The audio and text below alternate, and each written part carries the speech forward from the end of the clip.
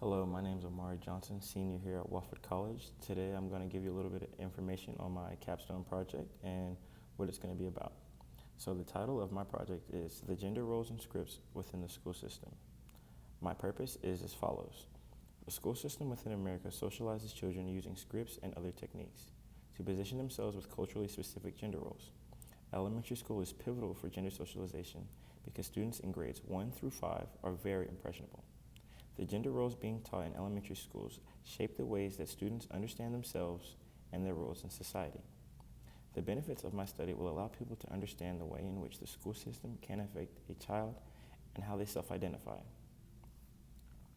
So that's the purpose of my study. The question that's will be intertwined all the way through my capstone project is, in what ways does the school system affect understanding of gender roles, scripts, and self-identification?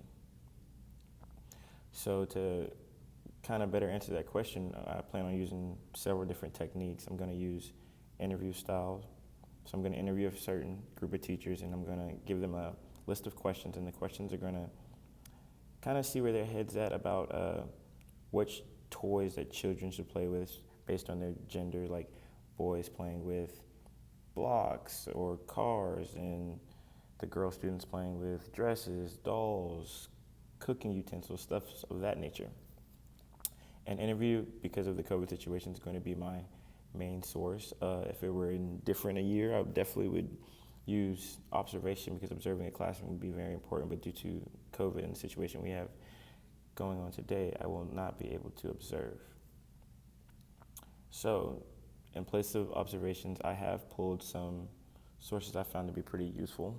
One of the sources I plan on using comes from Kristen L. Granger, and her study was preschool teachers' facilitation of gender-typed and gender-neutral activities during free play.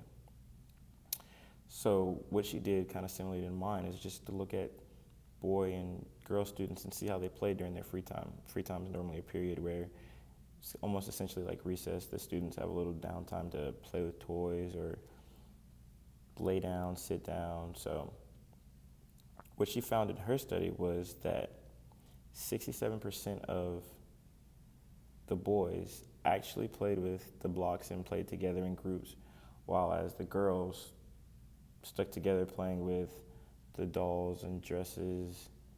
And that will hold weight in my study, because based on her observations that she was able to partake in, it kind of further proves that students are learning about their sexuality and their gender even at this early age in preschool.